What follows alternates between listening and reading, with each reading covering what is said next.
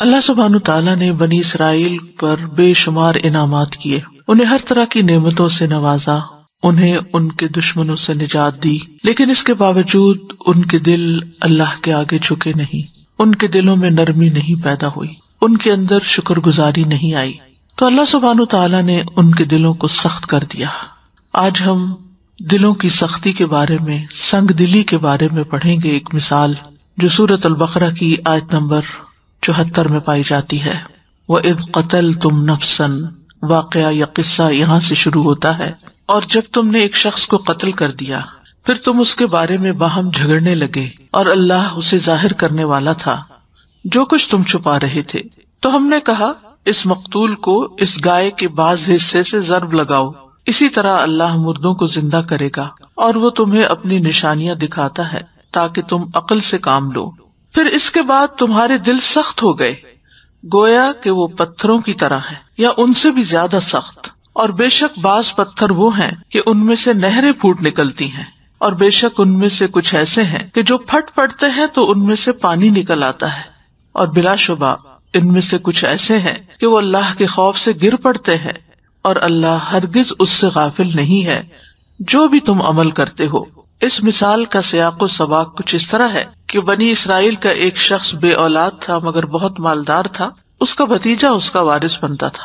تو بھتیجے نے چچا کو قتل کر دیا اور اس کی لاش کو رات کے وقت اپنے ہی یعنی بنی اسرائیل ہی کے ایک آدمی کے دروازے پر پھینک آیا، پھر یہ دعویٰ کر دیا کہ اس شخص نے اسے قتل کیا ہے۔ اس کے نتیجے میں سب لوگ مسلح ہو کر ان کی طرف گئے، اور ان کا قبیلہ بھی مسلح ہو گیا، اور آپس میں ایک دوسرے سے جھگڑنے لگے اور ایک دوسرے پر الزام تراشی کرنے لگے۔ تو اتنے میں ایک عقل مند شخص نے ان سے کہا کہ تم آپس میں کیوں جھگڑتے ہو؟ تمہارے درمیان اللہ کے رسول موجود ہیں، تم ان سے فیصلہ کروا لو۔ لہٰذا وہ موسیٰ علیہ السلام کے پاس آئے اور انہوں نے اس واقعے کا ذکر کیا، تو موسیٰ علیہ السلام نے فرمایا کہ اللہ تمہیں ایک گائے ذبح کرنے کا حکم دیتا ہے۔ انہوں نے کہا کیا تم ہم سے مذاق کرتے ہو؟ پھر انہوں نے گائے سے متعلق بہت سے سوالات کیے کہ اس کا رنگ کیسا ہو، اس کی شکل کیسی ہو، اور کہنے لگے کہ گائے ہم پر مشتبہ ہو گئی ہے۔ تو موسیٰ علیہ السلام نے کہا کہ وہ ایسی گائے ہے جو نہ ہل جوتتی ہے، زمین میں ہل نہیں چلاتی، نہ کھیتی کو پانی دیتی ہے، صحیح سالم ہے،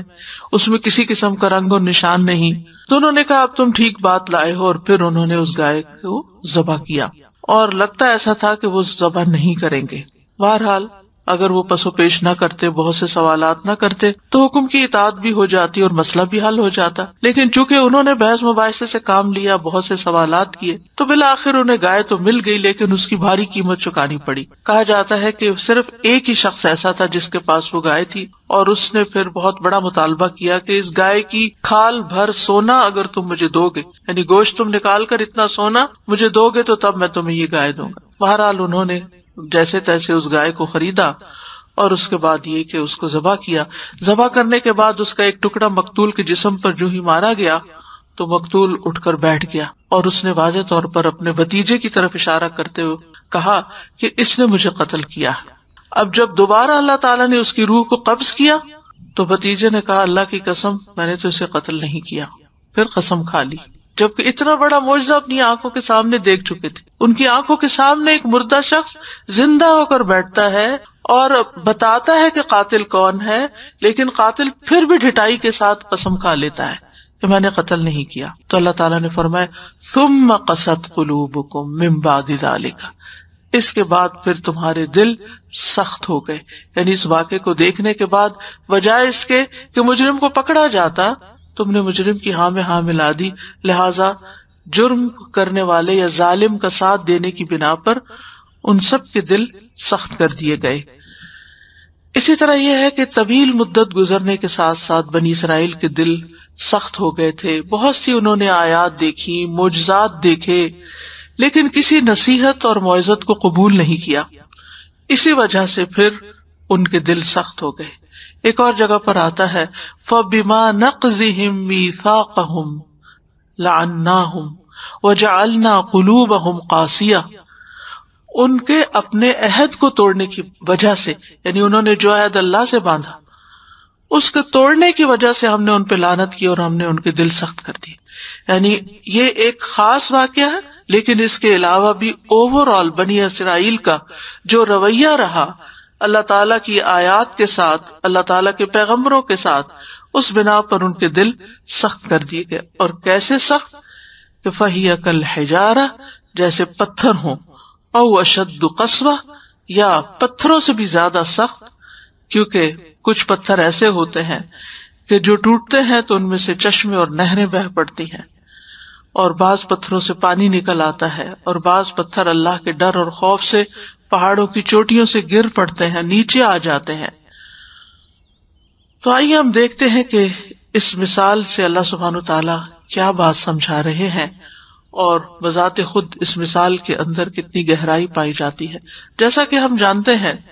کہ مثال اسی لیے بیان کی جاتی ہے کہ وہ چیز جو ہمیں نظر نہ آتی ہو اسے کسی ایسی چیز کے ساتھ تشبیہ دی جائے کہ جو نظر آتی ہو، جس کو محسوس کر سکتے ہو، جس کو ہم سمجھ سکتے ہو. تو دلوں کی سختی جو ہے وہ کسی کو نظر نہیں آتی. دلوں کی سختی ایک مانوی سختی ہے جس کو پتھروں کی سختی کے ساتھ تشبیہ دی گئی، بلکہ اس سے بھی زیادہ سخت چیز کے ساتھ. تو فرمایا ثم قست قلوبکم، پھر تمہارے دل سخت ہو گئے، ٹھوس ہو گئے، پتھریلے ہو گئے. قست کا معنی ہوتا ہے سخت ہونا، خشک ہونا، سخت مزاج ہونا. اور اس کے برعکس دلوں کی نرمی ہوتی ہے، یعنی سختی کے برعکس نرمی ہوتی ہے، جس میں رحمت اور سکینت اور خشوع پایا جاتا ہے، جس کے اندر اللہ تعالی کی عظمت اور معرفت ہوتی ہے. تو ان کے دل خیر سے خالی تھے. اور قاسی کہتے ہیں عربی میں ایسی چیز کہ جس کے اندر کسی دوسری چیز سے متاثر ہونے کی صلاحیت ہو اصلاً، لیکن کسی وجہ سے وہ صلاحیت ختم ہو جائے، تو اس کے لیے لفظ قاسی بولا جاتا ہے. یعنی اس میں جذب کچھ ہو سکتا تھا، لیکن کوئی وجہ ہوئی کہ اب وہ صلاحیت ختم ہو گئی. یہی حال انسان کے دل کا ہے کہ اس میں اللہ تعالیٰ کے کلام کے ساتھ، اللہ تعالیٰ کی نصیحت کے ساتھ، دلائل کے ساتھ متاثر ہونے کی صلاحیت ہوتی ہے، مگر کچھ اسباب ایسے ہوتے ہیں، انسان کے کچھ اعمال ایسے ہوتے ہیں کہ جن کی وجہ سے اس کے اندر سے وہ صلاحیت ختم ہو جاتی ہے، اور دل کسی قسم کی خیر اور بھلائی کی بات کو قبول نہیں کرتے، وہ ان کے اندر نہیں جاتی. اور دل ہمارے سارے اعضاء کا بادشاہ ہے. جب دل کے اندر خشیت ہوتی ہے، دل کے اندر تقویٰ ہوتا ہے، دل کے اندر ایمان ہوتا ہے، دل کے اندر نرمی ہوتی ہے، تو اس کا اثر پورے وجود پر ہوتا ہے، انسان کی پوری زندگی پر ہوتا ہے، اس کے پورے اعمال پر ہوتا ہے. اور جب دل سخت ہو جاتے ہیں تو سخت سے سخت بات اور پیار بھری بات اور نصیحت بھری بات پھر اثر نہیں کرتی. نتیجہ کیا ہوتا ہے کہ انسان خیر کی باتوں کو ایک کان سے سنتا ہے، دوسرے سے نکال دیتا ہے، بڑی بڑی عبرتناک واقعات اور مثالیں اپنے سامنے دیکھتا ہے، لیکن اس کے دل پر کسی قسم کا کوئی اثر نہیں ہوتا. یہاں یہ بات یاد رکھیے، ایک دل کی قوت بھی ہوتی ہے، وہ دل کی مضبوطی ہوتی ہے، دل کا ثبات ہوتا ہے، جماؤ ہوتا ہے، کسی کام کو کرنے کی صلاحیت اور توفیق ہوتی ہے. اس کے مقابلے میں سختی ایک مذموم چیز ہے. دل کی قوت، دل کا مضبوط ہونا، بہادر ہونا، یہ اس کی خوبی ہے، یہ قابل تعریف ہے، جبکہ دل کی سختی قابل مذمت ہے. تو دل کو سخت نہیں ہونا چاہیے، بلکہ طاقتور ہونا چاہیے، کمزور نہیں ہونا چاہیے، بزدل نہیں ہونا چاہیے، لیکن نرم ہونا چاہیے. فرمایا ثم قست قلوبکم من بعد ذلک، اس کے بعد، یعنی اوپر جو واقعہ گزرا خاص طور پر اس کے بعد، لیکن عمومی طور پر ان سارے انعامات اور معجزات کو دیکھنے کے بعد جو اللہ تعالیٰ نے بنی اسرائیل کو دیے، جیسے اللہ تعالیٰ نے ان کی توبہ قبول کر لی، پھر اسی طرح من و سلوہ انہیں دیا،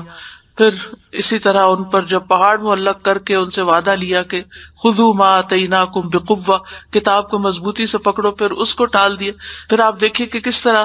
دشمنوں سے نجات دی، کس طرح ان کو تورات دی گئی، ان کے اندر پیغمبر بھیجے گئے. تو یہ سارے جو انعامات تھے، ایک کے بعد ایک نعمت، ایک کے بعد ایک نعمت، جس کا ان آیات سے پہلے تفصیل کے ساتھ سورۃ البقرہ میں ذکر ہو چکا ہے، اور یہ اس سلسلے کی ایک طرح سے آخری آیت ہے کہ جس میں یہ بتایا گیا کہ ان ساری چیزوں کو پا کر تم نے جب اللہ کی بات نہیں مانی تو پھر تمہارے دل سخت ہو گئے. اللہ سبحانہ تعالیٰ نے بنی اسرائیل کو طیبات عطا کی تھی، اللہ سبحانہ تعالیٰ نے ان کو دشمن سے نجات عطا کی تھی، ان کے اندر انبیاء بھیجے تھے، ان کو باقی جہان والوں پر فضیلت عطا کی تھی۔ وَأَنِّي فَضَّلْتُكُمْ عَلَى الْعَالَمِينَ، یعنی ہر طرح کے انعامات اور اکرامات تھے، لیکن اتنی ہی شدت کے ساتھ ان کی طرف سے نافرمانیاں بھی تھیں اور ڈھٹائی کا رویہ تھا، جو ہمارے لیے ایک بہت بڑا سبق ہے کہ اگر کوئی بھی ایسی قوم جس پر اللہ تعالیٰ کے انعامات ہوں، جس کے پاس اللہ کا پیغمبر آیا ہو، جس کے پاس اللہ کی کتاب محفوظ شکل میں ہو، اور پھر وہ اس کو کوئی اہمیت نہ دے، تو پھر اللہ سبحانہ وتعالیٰ ان سے ہدایت کی توفیق چھین لیتا ہے۔ یہاں ان کے دلوں کی سختی کو کس چیز سے مثال دی گئی؟ فَهِيَ كَالْحِجَارَةِ، تو ان کی مثال پتھروں جیسی ہو گئی، او اشد قسوہ، یا اس سے بھی زیادہ سخت، یعنی وہ سختی میں پتھر کی مانند ہے،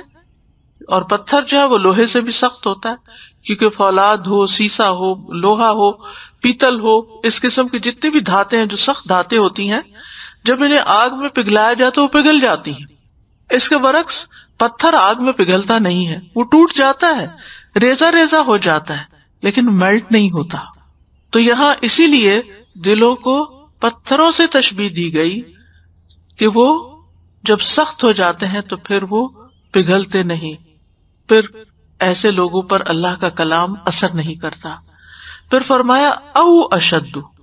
او یہاں شک کے لیے نہیں ہے کہ اللہ تعالیٰ کو نعوذ باللہ شک تھا کہ وہ پتھروں کی طرح تھے یا پھر وہ اس سے بھی سخت تھے، یہ شک کی بات نہیں ہے،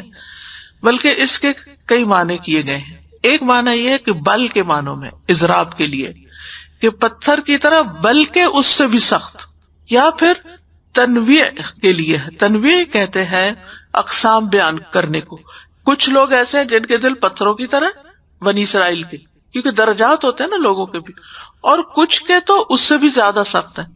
یہ معنی بھی کیا گیا ہے۔ اور او کا لفظ جو ہے بیسیکلی یہ حرف عطف ہے، اور حرف عطف کے بعد جو آتا ہے اسے معطوف کہتے ہیں، اشد۔ اور اس کا قاعدہ لغت عربی کے مطابق معطوف کا اعراب وہی ہوتا ہے جو حرف عطف سے پہلے کا ہوتا ہے۔ تو حرف عطف سے پہلے کیا ہے؟ کل حجارتی، زیر آ رہی ہے، لیکن او اشدو آ گیا ہے، ہونا تو چاہیے تھا او اشدی، لیکن اشدو آ گیا، تو ایسا کیوں ہے؟ یہ قرآن کا اعجاز ہے۔ یہاں پر آپ دیکھیے کہ اصل میں اشدو سے پہلے ہم محذوف ہے،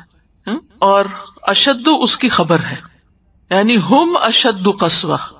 اور یوں یہ جملہ اسمیہ بن جاتا ہے۔ اور لغت میں جملہ اسمیہ جو ہے یہ ثبات کا معنی دیتا ہے، یعنی ایسا ہی ہے، یعنی یہ بات جو کہی گئی ہے کہ او اشد قسوہ،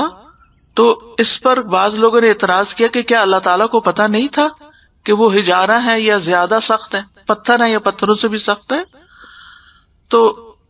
بات یہ ہے کہ بعض یہود کے دل حجارہ تھے اور بعض اس سے بھی زیادہ سخت تھے، اور اسی طرح ہم جانتے ہیں کہ دلوں کی حالت بدلتی بھی رہتی ہے، تو بعض وقت وہ حجارہ کی طرح ہوتے تھے، پتھر کی طرح، اور بعض اوقات اس سے بھی زیادہ سخت۔ اب دیکھیے کہ پتھر کے لیے سخت ہونا ایک خوبی ہے، یعنی پتھر کا سخت ہونا اس کے لیے خیر کا باعث ہے، کیونکہ اس سے سختی مطلوب ہے۔ جو کام پتھر سے لیا جانا ہے اس کے لیے اس کو پتھر ہی ہونا چاہیے،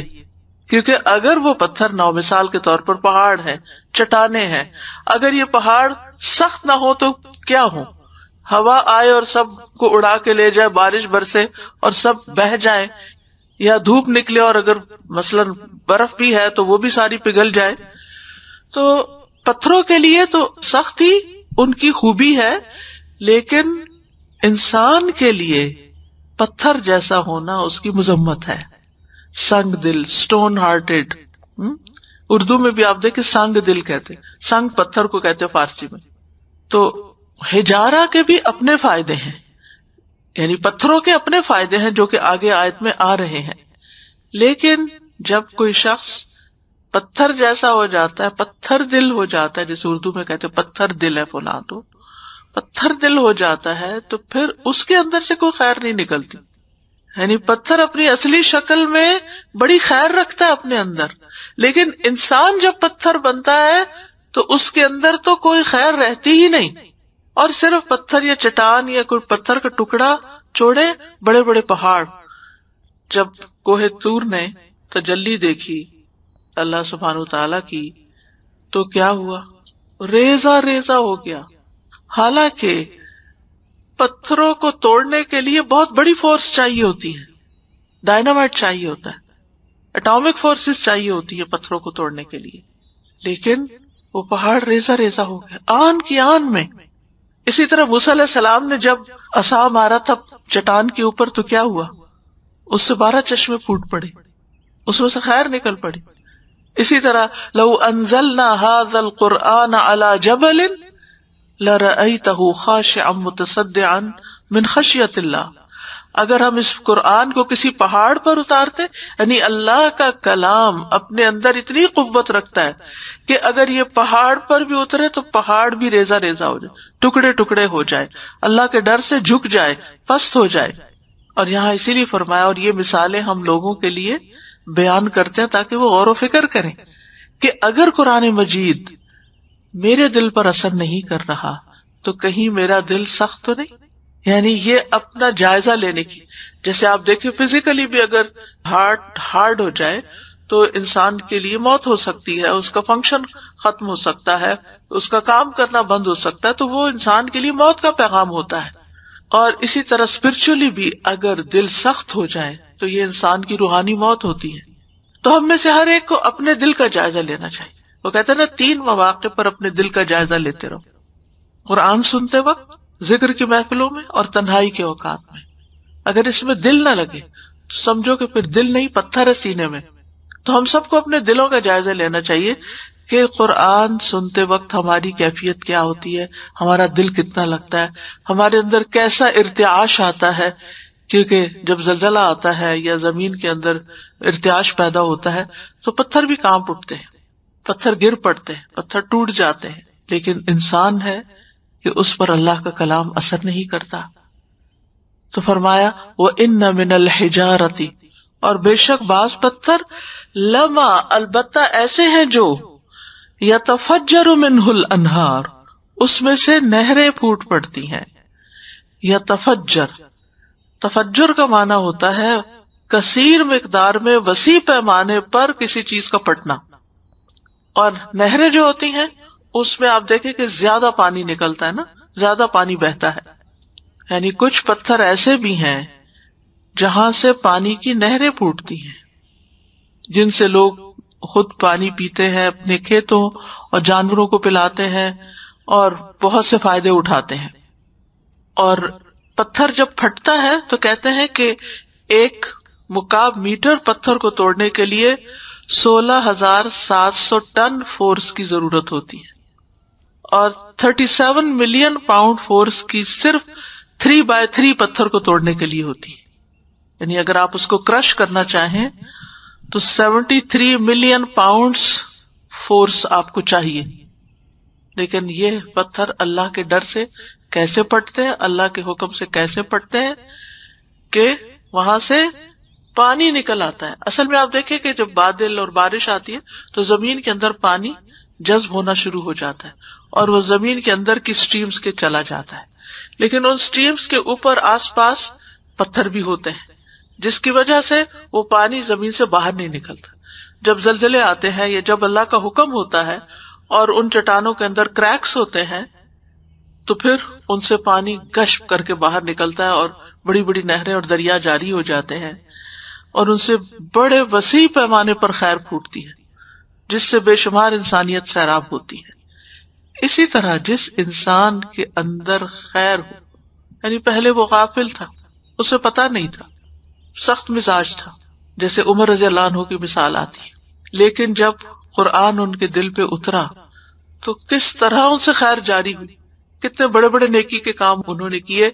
کہ جس سے نسلیں فائدہ اٹھا رہی.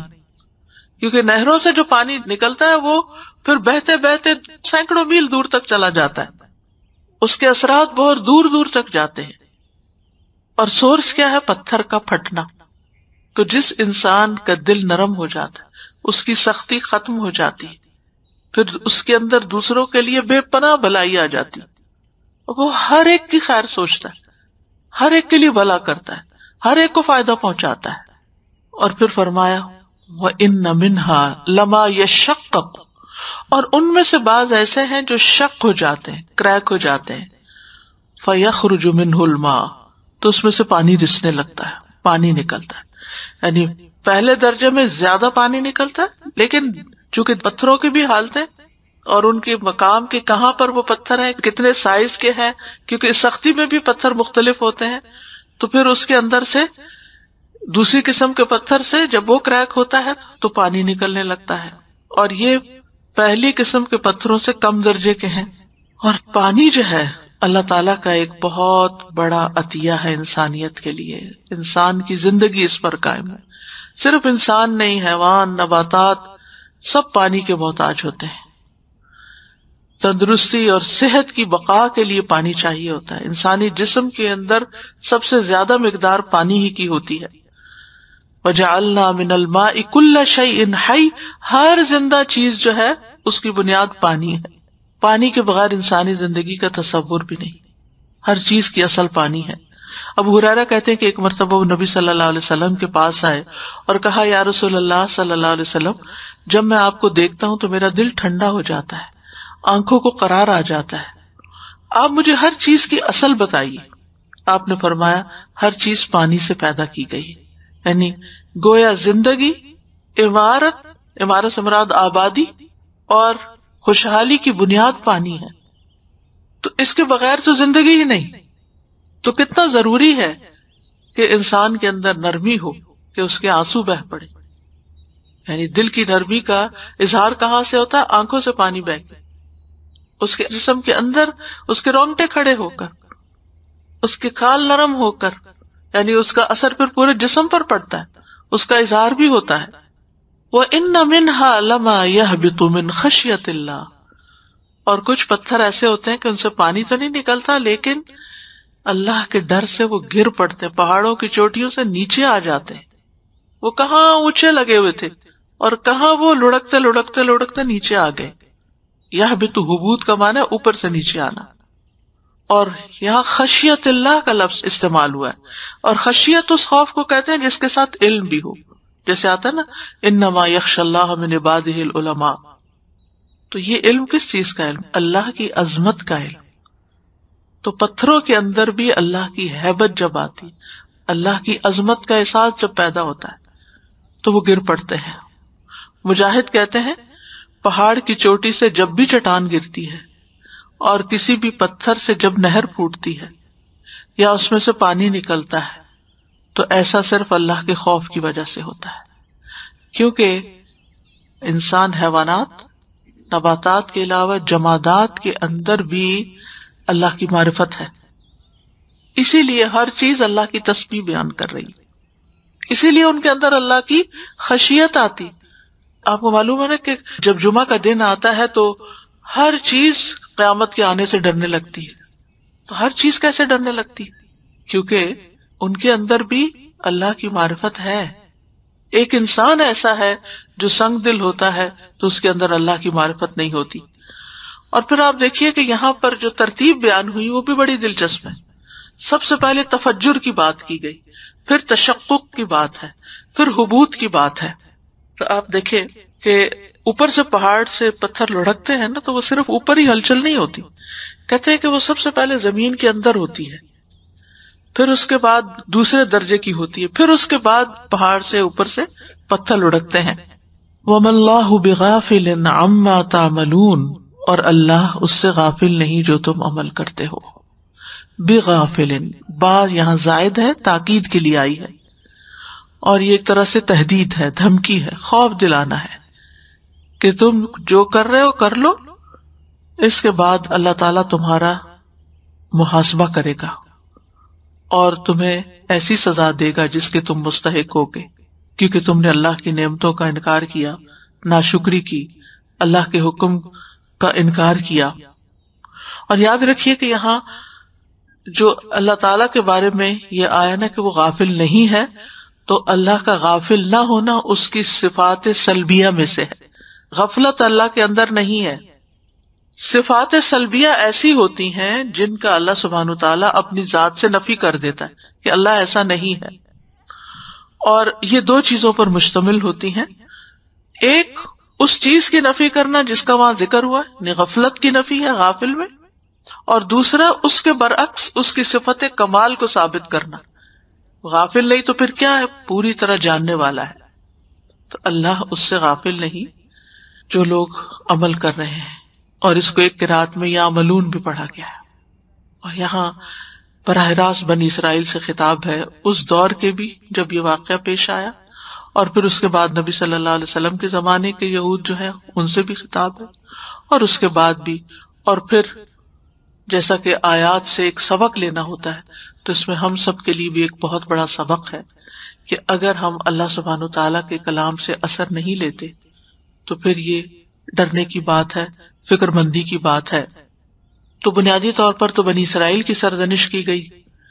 کہ تم عجیب قوم ہو کہ مردے کا جی اٹھنا تم نے اپنی آنکھوں سے دیکھا، پھر بھی تم اپنے کفر اور سرکشی پر ڈٹے رہے، تمہارے دل نرم نہ ہوئے، پتھر جیسے ہو گئے، اس سے بھی سخت ہو گئے.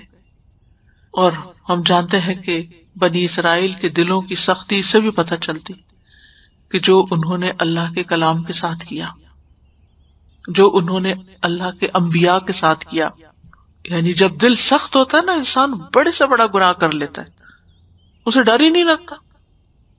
اس کے اندر سے حیا ہی نکل جاتی، اسے کوئی احساس ہی نہیں ہوتا، وہ ہر طرح کا ظلم کر لیتا ہے. پھر اسی وجہ سے ہم دیکھتے ہیں کہ بنی اسرائیل کے دلوں کی سختی ہی تھی کہ وہ انبیاء کو نیکی کا حکم دینے والوں کو قتل کر دیا کرتے تھے. آپ سوچئے اگر ہمارے سامنے اللہ کے رسول صلی اللہ علیہ وسلم آ جائیں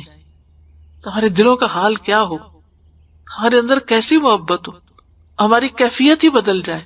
وہ آواز دے تو ہم لبیک کہہ کے آگے بڑھیں جیسے صحابہ کرام تھے. کیسی محبت تھی، کیسا تعلق تھا، کیسے معاملات تھے. اس کے برعکس آپ دیکھیے موسیٰ علیہ السلام کہ ان کی قوم ان کے ساتھ کیا کر رہی، کبھی بحث مباحثہ کر رہے ہیں، اور کبھی کہتے ہیں ہم اللہ کو ڈائریکٹ خود دیکھنا چاہتے ہیں اور ہم تمہاری بات نہیں مانیں گے جب تک تم یہ کام ہمارا نہ کرو. اور جب وہ کہتے ہیں چلو ہم اپنا ملک واپس فتح کرتے ہیں تو کہتے ہیں اذهب انت وربک فقاتلا انا ہاہنا قاعدون، جاؤ تم اور تمہارا رب، ہم تو یہاں بیٹھے ہیں، تم لوگ جا کے لڑو، اور جب فلسطین فتح ہو جائے تو پھر ہم بھی آ جائیں گے. انا للہ و انا الیہ راجعون. پھر اسی طرح انبیاء کو قتل کرنا ان کے بائیں ہاتھ کا کھیل تھا. لوگوں کا مال ناجائز کھاتے تھے، پیغمبروں کا انکار کر دیتے تھے، اپنی خواہشات کو اللہ کے احکامات پر فوقیت دیتے تھے، اللہ کے وعدوں کو توڑ دیتے تھے، کتاب میں تحریف کرتے تھے، اس پر عمل کرنا چھوڑ دیا، یعنی اللہ کے کلام کو بدل دیا. آپ دیکھیے کہ کبھی ایسا ہوتا ہے نا، پڑھتے وقت کوئی منہ سے لفظ غلط نکل جائے تو کہتے استغفر اللہ، واپس پڑھتے. امام بھی تراویح میں بھول جائے، واپس پیچھے سے پوری آیت پڑھتے. یہ اللہ کے ڈر کی وجہ سے، کلام کے ادب کی وجہ سے. لیکن ان کا حال دیکھیں کہ وہ اپنی مرضی سے اس میں سے مٹا رہے ہیں، ڈال رہے ہیں، آگے کر رہے ہیں، پیچھے کر رہے ہیں، اس کو چھپا رہے ہیں. یہ سب کیا ہے؟ یہ دلوں کی سختی ہی کی تو ہے. تو اہل ایمان کو بنی اسرائیل کی روش اپنانے سے منع کیا گیا ہے. اللہ تعالیٰ کا فرمان ہے أَلَمْ يَأْنِ لِلَّذِينَ آمَنُوا أَن تَخْشَعَ قُلُوبُهُمْ لِذِكْرِ اللَّهِ وَمَا نَزَلَ مِنَ الْحَقِّ وَلَا يَكُونُوا كَالَّذِينَ أُوتُوا الْكِتَابَ مِن قَبْلُ وَطَالَ عَلَيْهِمُ الْأَمَدُ فَقَسَتْ قُلُوبُهُمْ وَكَثِيرٌ مِّنْهُمْ فَاسِقُونَ. کیا ان لوگوں کے لیے جو ایمان لائے وہ وقت نہیں آیا کہ ان کے دل اللہ کی یاد کے لیے اور اس حق کے لیے جھک جائیں جو نازل ہوا ہے، اور وہ ان لوگوں کی طرح نہ ہو جائیں جنہیں ان سے پہلے کتاب دی گئی، پھر ان پر لمبی مدت گزر گئی تو ان کے دل سخت ہو گئے. یعنی امت محمد صلی اللہ علیہ وسلم کو براہ راست سمجھایا جا رہا ہے کہ تم بنی اسرائیل کی پیروی نہ کرنا اس معاملے میں. ابن کثیر کہتے ہیں اللہ نے مومنوں کو اس بات سے منع کیا کہ وہ ان لوگوں کی مشابہت اختیار کریں جن پر ان سے پہلے یہود و نصارہ میں سے کتاب کی ذمہ داری ڈالی گئی تھی. تو بہرحال ان کے جرائم بے شمار تھے. اللہ کی کتاب کو تبدیل کرنے کے علاوہ اس کو تھوڑی قیمت پہ بیچا بھی، اسے اپنے پس پشت ڈال دیا، اپنے علماء اور مشائخ کو اللہ کے سوا اپنا رب بنا لیا، حتیٰ کہ یہاں تک پہنچے کہ ان میں سے کچھ لوگوں نے حضرت عزیر کو جو ایک نبی تھے اللہ کا بیٹا قرار دیا، یعنی شرک تک کا ارتکاب کیا۔ تو یہاں اس مثال میں ہم دیکھتے ہیں کہ ایک معقول چیز، یعنی جو صرف عقل سے سمجھی جا سکتی ہے، اس کو ایک محسوس چیز سے، ملموس یعنی جس کو چھوا جا سکتا ہے، اس کے ساتھ تشبیہ دی گئی۔ اور وجہ جیسے ہم جانتے ہیں کہ لوہے کے ساتھ تشبیہ نہیں دی گئی، پیتل کے ساتھ نہیں دی گئی، پتھر ہی کے ساتھ دی گئی، کیونکہ دل اور پتھر میں ایک مماثلت ہے۔ ابن عاشور کہتے ہیں اللہ نے جو ان کے دلوں کو پتھروں سے بھی زیادہ سخت قرار دیا، اس کی وجہ یہ ہے کہ یہ دونوں یعنی پتھر اور بنی اسرائیل کے دل سختی میں مشترک ہیں، ایک جیسے ہیں۔ پتھر تو پھٹنے پہ تبدیل ہو جاتے ہیں، ان کی شکل تبدیل ہو جاتی ہے، ان کا فنکشن تبدیل ہو جاتا ہے، لیکن بنی اسرائیل کو، یہود کو کسی چیز نے کوئی فائدہ نہ دیا۔ اور لوگوں کے اندر بھی آپ دیکھیں کہ کئی قسمیں ہوتی ہیں، جیسا کہ ہم اپنے آس پاس بھی دیکھتے ہیں کہ بعض لوگ ہوتے ہیں کہ جن کے دل میں اللہ کا کوئی ڈر نہیں ہوتا، کوئی خانہ ہے ہی نہیں اللہ کے ڈر کا، وہ آزاد رہتے ہیں، جو دل چاہتا ہے کرتے ہیں، اپنی خواہشات کے اوپر چلتے ہیں، جس چیز میں ان کو فائدہ نظر آتا ہے وہی کر رہے ہوتے ہیں، اور جہاں انہیں کوئی دنیا کا نقصان نظر آتا ہے اس چیز کو وہ نہیں لیتے، دلیل کی بجائے مفاد کو اہمیت دیتے ہیں، یعنی دلیل کو نہیں مانتے، بس یہ دیکھتا ہے فائدہ کس چیز میں ہے۔ اگر نفس ان کا کہے کسی چیز کے آگے جھکنے کو کہ گدھے کو استاد بنا لو تو وہ بھی کر لیں گے، لیکن جہاں اللہ کا حکم آئے وہاں ان کے دل جھکنے کو تیار نہیں۔ دوسری قسم کے لوگ وہ ہوتے ہیں کہ جن کے دل میں کچھ نہ کچھ حرام حلال کا لحاظ رہتا ہے، ان کو خیال ہوتا ہے کہ مرنے کے بعد اللہ کے پاس حاضر ہونا ہے، تو عام حالات میں وہ اللہ سے ڈر کے زندگی بسر کر رہے ہوتے ہیں۔ روزمرہ زندگی میں عام طور پر لوگوں کو ان سے کوئی نقصان نہیں پہنچتا، لیکن پھر بھی ان کے اندر کسی نہ کسی درجے کی پیچیدگی ہوتی ہے، ان کے اندر نفس کے چھپے ہوئے جذبات ہوتے ہیں کہ جس کی وجہ سے اگر کوئی غیر معمولی واقعہ پیش آ جائے، وہ ان کے نفس پہ چیز گراں گزر جائے تو پھر پھٹ پڑتے ہیں، پھر وہ لحاظ چھوڑ دیتے ہیں، تقویٰ ان کے ہاتھ سے چلا جاتا ہے۔ عام حالات میں، نارمل حالات میں وہ اچھے انسان ہوتے ہیں، لیکن غیر معمولی حالات میں پھر ان کے اندر وہی ہوتا ہے جو کسی اللہ سے نہ ڈرنے والے کے اندر حرکتیں ہوتی ہیں، یعنی اللہ سے نہ ڈرنے والے جیسے ریا کرتے ہیں ویسے ہی کرتے ہیں۔ صرف تیسری قسم کا انسان ایسا ہے جو پورے معنوں میں، حقیقی معنوں میں اللہ سے ڈرتا ہے، جو واقعی اللہ کو پہچانتا ہے اور اپنے آپ کو بھی پہچانتا ہے، اپنی کمزوریوں کو بھی جانتا ہے۔ وہ صرف عام حالات میں ہی اللہ سے نہیں ڈرتا، بلکہ ہر طرح کے حالات میں اللہ سے ڈرتا ہے، اپنے اوپر خود نگرانی کرتا ہے، نہ کسی کی محبت اس کو اللہ کی ناراضگی کی طرف لے جاتی ہے اور نہ کسی سے نفرت، کیونکہ عام طور پر لوگ محبت اور نفرت میں پھر عدل نہیں کر پاتے، وہ اللہ کی ناراضگی کے کام شروع کر دیتے ہیں، تو وہ کبھی بھی کسی سے بے انصافی نہیں کرتے، وہ اپنا مسلسل احتساب کرتے رہتے ہیں اور پھر اسی کے مطابق زندگی بسر کرتے ہیں جو اللہ کی پسند کی ہوتی ہے۔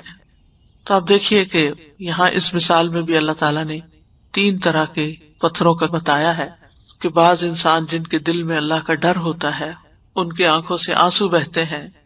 خیر کثیر ان کے اندر ہوتی ہے، کچھ لوگ خشک چٹان کی طرح ہوتے ہیں، تھوڑا بہت پانی رستا ہے، تھوڑی خیر ہوتی ہے، اور کچھ جو ہیں وہ لڑک کے نیچے گر جاتے ہیں۔ تو بہرحال بعض نے کہا کہ پتھروں کی مثال آنسوؤں سے متعلق بھی ہے جو کہ دل کی نرمی کا اظہار ہوتا ہے، کچھ لوگ زیادہ رونے والے ہوتے ہیں، کچھ لوگ کم روتے ہیں اور کچھ کبھی بھی نہیں روتے، یا کچھ کا صرف دل روتا ہے۔ تو بہرحال یہ مختلف قسمیں بتائی گئی ہیں، اصل بات وہی ہے کہ پتھر ان انسانوں سے بہتر ہوتے ہیں کہ جن کے دل سخت ہوتے ہیں، بنیادی طور پر یہ بات سمجھائی گئی ہے، لیکن ویسے غور و فکر کی کئی چیزیں لوگوں نے بطور سبق لی ہیں۔ تو چونکہ پتھروں کی 3 قسمیں ہیں، تو بعض انسان جو ہے وہ خیر کی چابیاں ہوتے ہیں، جہاں جاتے ہیں خیر ہی پھیلاتے ہیں، مبارک ہی ہوتے ہیں۔ وجعلنی مبارکن اینما کنت، ان سے بڑا نفع پہنچتا ہے، وکثرت خیر ان سے نکلتی ہے۔ حدیث میں آتا ہے لوگوں میں سب سے بہترین وہ ہے جو لوگوں کے لیے سب سے زیادہ فائدہ مند ہے۔ ایک شخص نے آپ سے پوچھا کہ کون سے لوگ اللہ کو زیادہ محبوب ہیں اور کون سے اعمال زیادہ پسندیدہ ہیں، تو آپ نے فرمایا وہ لوگ اللہ کو زیادہ پیارے ہیں جو لوگوں کے لیے سب سے زیادہ فائدہ مند ہوں۔ اور اللہ کے نزدیک پسندیدہ اعمال کیا ہیں؟ کسی مسلمان کو خوش کر دینا، کسی کی تکلیف دور کر دینا، کسی کا قرضہ ادا کر دینا، کسی سے بھوک دور کر دینا۔ اور جس نے اپنے غضب کو روک لیا اللہ اس کی خامیوں پہ پردہ ڈال دے گا۔ ابن قیم کہتے ہیں فائدہ پہنچانے والا شخص ہی بابرکت ہوتا ہے، اور جو چیز سب سے زیادہ فائدہ پہنچاتی ہے وہ سب سے زیادہ بابرکت ہوتی ہے۔ اور لوگوں میں سے بابرکت انسان وہ ہوتا ہے جہاں بھی جاتا ہے اس سے فائدہ اٹھایا جاتا ہے۔ آپ دیکھیں نہر یا دریا جب چلتا ہے تو کیسا ہوتا ہے، کبھی کسی طرف رخ موڑ لیتا ہے، کبھی کسی طرف، جدھر جدھر جاتا ہے وہاں وہاں خیر ہی خیر ہوتی چلی جاتی ہے۔ لہذا ہم دیکھتے ہیں کہ صحابہ میں بھی کچھ لوگ ایسے تھے کہ جو ہر طرح کے خیر کے کام کرتے تھے، جیسے ابو بکر رضی اللہ عنہ، کہ ایک ہی دن میں جب نبی صلی اللہ علیہ وسلم نے کچھ سوال کیے اپنے صحابہ سے کہ جنازہ کس نے پڑھا، تو انہوں نے کہا میں نے پڑھا، مسکین کو کھانا کس نے کھلایا، تو انہوں نے کہا میں نے کھلایا، مریض کی عادت کس نے کی، اور روزے سے کون ہے، تو یہ سب کام حضرت ابو بکر ایک ہی وقت میں ایک ہی دن میں فجر کی نماز سے پہلے کر چکے تھے۔ تو نیکی کا کوئی بھی موقع ضائع نہیں کرنا چاہیے۔ کم سے کم درجہ نیکی کا کیا ہے کہ انسان اپنا شر دوسروں تک نہ لے جائے۔ پھر اسی طرح اللہ کی خشیت کی بڑی اہمیت ہے، اللہ سے ڈرنا، کیونکہ ڈر سے پتھر ٹوٹتے ہیں۔ اللہ کی خشیت انبیاء کی صفت بھی ہے، وَيَخْشَوْنَهُ وَلَا يَخْشَوْنَ أَحَدًا إِلَّا اللَّهُ، فرشتوں کی صفت بھی ہے، يَخَافُونَ رَبَّهُم مِّن فَوْقِهِمْ وَيَفْعَلُونَ مَا يُؤْمَرُونَ، متقین کی صفت ہے، الَّذِينَ يَخْشَوْنَ رَبَّهُم بِالْغَيْبِ، اللہ کا قرب پانے کے لیے اللہ کا تقوی ضروری ہے۔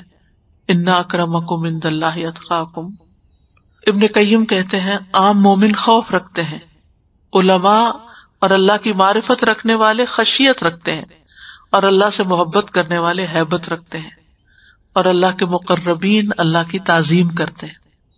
جو اللہ کے قریب ہوتے ہیں وہ اللہ سبحانہ تعالیٰ کی عظمت کرتے ہیں،